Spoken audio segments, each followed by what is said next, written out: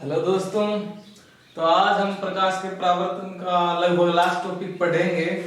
अपना पिछला टॉपिक था वो था 1/f = 1/v प्लस 1/u, जो दर्पण सूत्र कहलाता था, दर्पण समीकरण, जिसे हम बोलते हैं मिरर इक्वेशंस।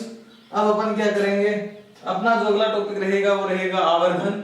भाई साहब, आवर्धन यानी मैग्निफिकेशंस, यानी मैग्निफिकेशन क्या है, आवर्धन क्या है। तो देखिए सर, आवर्धन वैसे तो अगर मैं आपको प्रैक्टिकली समझाऊं, जैसे मतलब बोल के बताऊं, तो ऐसे समझने में ये होता है कि आवर्धन जैसे कोई चीज है, ये चीज, इस चीज की हम कांच में इमेज बनाएं तो वो इससे छोटी बनेगी, बड़ी बनेगी या इसके बराबर बनेगी।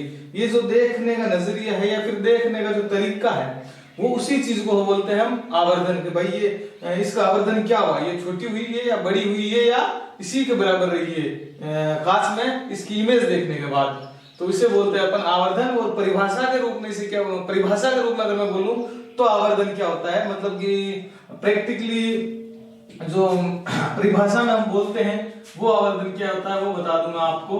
कि आवर्धन जो होता है, उस आवर्धन को डिनोट किससे करते हैं, एम से डिनोट करते हैं। आवर्धन जो होता है वो होता है मैग्निफिकेशन एम। आवर्धन बराबर होता है वो होता है प्रतिबिंब की ऊंचाई, प्रतिबिंब की ऊंचाई, ये रहा प्रतिबिंब, प्रतिबिंब की ऊंचाई अपॉन बिंब की ऊंचाई, मतलब वस्तु, ऑब्जेक्ट की ऊंचाई, प्रतिबिंब की ऊंचाई अपॉन वस्तु की ऊंचाई। वस्तु बोल दो चाहे प्रतिबिंब बोल दो, बिंब बोल दो, वस्तु की ऊंचाई। तो आवर्धन की डेफिनेशन अगर आप लिखना चाहेंगे तो क्या लिखेंगे कि प्रतिबिंब की ऊंचाई तथा वस्तु की ऊंचाई के अनुपात को आवर्धन कहते हैं। ठीक है, ऐसे देखो, मतलब इसको m से डिनोट करते हैं। m = अगर मैं प्रतिबिंब की ऊंचाई को h डैश बोलूं, ये h डैश, और बिंब की ऊंचाई को अगर h बोलूं तो m बराबर h डैश अपॉन h होता है। अब देखिए डायग्राम में h डैश अपॉन h का है, ये पिछले टॉपिक वाला ही डायग्राम है। इसमें देखिए h ये होता है, बिंब की ऊंचाई ये h, और ये प्रतिबिंब रहा, ये ऊंचाई h डैश। तो प्रतिबिंब की ऊंचाई और बिंब की ऊंचाई के अनुपात को आवर्धन कहते हैं। ये आप अपनी नोटबुक में लिख सकते हैं। और इसको मैं ऐसे भी लिख सकता हूँ I upon image upon object, image की ऊंचाई अपॉन ऑब्जेक्ट की ऊंचाई।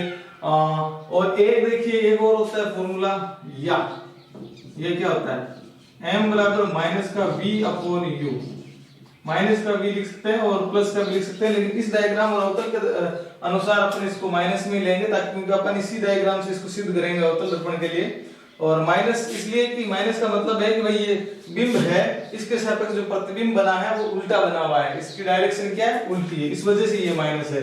ठीक है, अब इसके ये होता है, इसको हमें क्या करना है, सिद्ध करना है। इसको मैं अगर सिद्ध करूं ये कैसे होता है, तो बताइए कैसे होता है।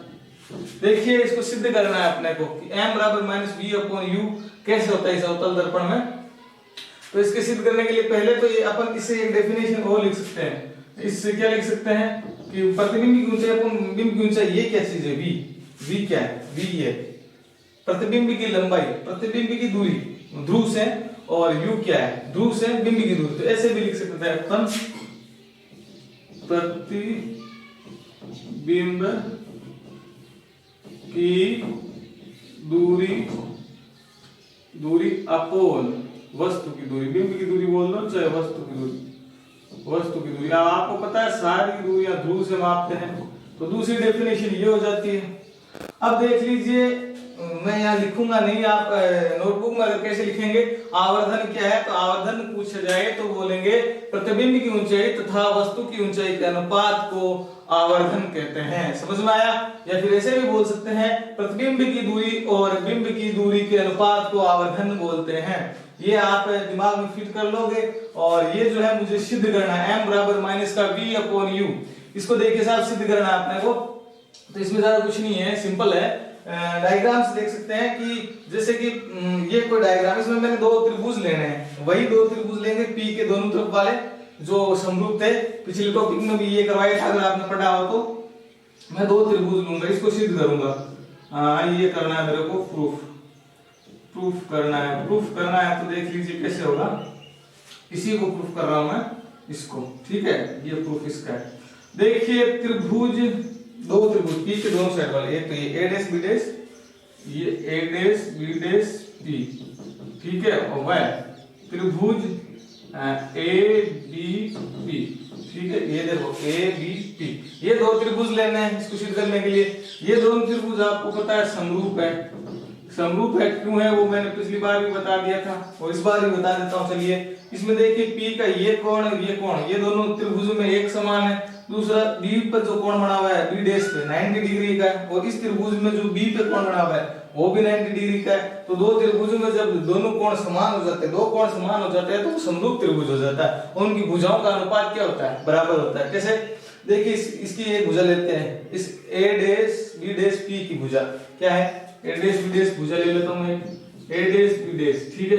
तो दूसरे त्रिभुज की भुजा पी के सामने वाली लूंगा, ए बी, ठीक है।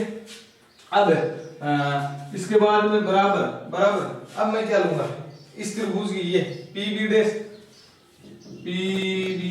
Upon P B dash upon अब इसकी दूसरे त्रिभुज की ए बी पी की क्या लूंगा? ये पी बी। अब क्या करना? कुछ नहीं करना, वैल्यू रखनी।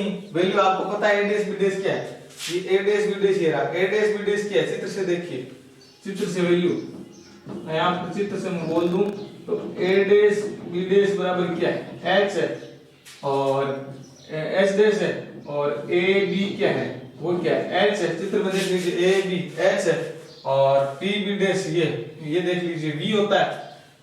पी बी डैश बराबर वी, और पी बी क्या देख लीजिए यू, ये पी बी बराबर यू। अब देख लीजिए एक चीज और, यहां मैं चिन्ह परिपाटिका का यूज करता हूं ताकि अपन को पता चल जाए कि प्रतिबिंब उल्टा बनेगा सीधा बनेगा, वो भी आवर्धन से ही पता चलता है। तो देख लीजिए एच डैश क्या है? एच डैश ये मुख्य अक्ष के नीचे की दूरियां कैसी होती है? आपको बताया था मैंने, मुख्य अक्ष के नीचे की दूरियां सारी नेगेटिव होती है, क्योंकि माइनस वाई एक्सिस में आती है। तो इसके आगे लगेगा नेगेटिव, ठीक है। यहाँ पे होगा ऋणात्मक, ठीक है। अगली चीज ये ए बी क्या है? मुख्य अक्ष के ऊपर है, ऊपर पॉजिटिव वाई एक्सिस, और ऊपर की दूरियां कैसी होती है? आपको पता है पॉजिटिव होती है, जैसे जैसे रहेगा, प्लस लगाने की जरूरत नहीं है।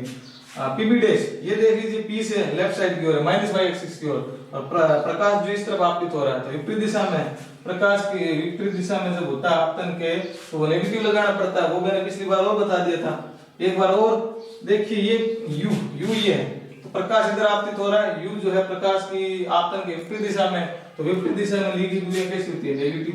तो ये सारा मान, ये मैं अगर इक्वेशन 1 दे दूं तो इक्वेशन 1 में रख देता हूं, इक्वेशन 1 से। अब इक्वेशन 1 में रखूंगा तो देखिए h dash upon h, s dash upon h में से s डैश माइनस का बराबर ये माइनस का ये एक पी बी डैश क्या है? पी बी डैश देखिए ये रहा, ये माइनस का v अपॉन u, यहां से माइनस का ये माइनस का है, इसमें ये भी v भी माइनस का है।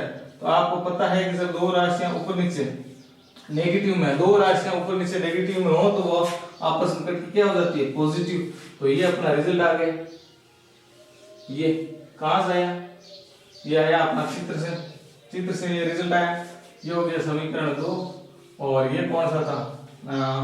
ये समीकरण 2, और इसको मैं अगर दे दूं समीकरण 1, इसको दे दूं समीकरण 1, ये रहा अपना समीकरण 1, ये रहा समीकरण 2। तो यहां पर मैं अगर लिख दूं, यहाँ पे समीकरण 1 व 2 से करूं तो देख लीजिए m बराबर s डैश अपॉन h, इस s डैश अपॉन h को क्या लिख सकता हूं? m बराबर s डैश अपॉन h, और ये नेगेटिव का साइन है, ये नेगेटिव का साइन मैं इधर ले जाता हूं, यहां से अगर हटा दूं तो मैं इधर लगा सकता हूं ना, किसी भी साइड लगा सकते हैं अपन।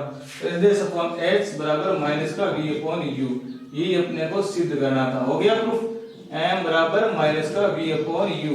अब v माइनस निशान आने का, नेगेटिव निशान आने का मतलब क्या है? नेगेटिव निशान आने का मतलब है कि बिंब ऊपर की तरफ था लेकिन प्रतिबिंब उसका अपोजिट है, उसकी साइड उल्टी है, वो प्लस में था तो प्रतिबिंब जो है वो नीचे की तरफ है, नेगेटिव है, इस वजह से नेगेटिव आया। और ये अपना ये हो गया प्रूफ, हैंस प्रूव्ड, ये अपना प्रूफ हो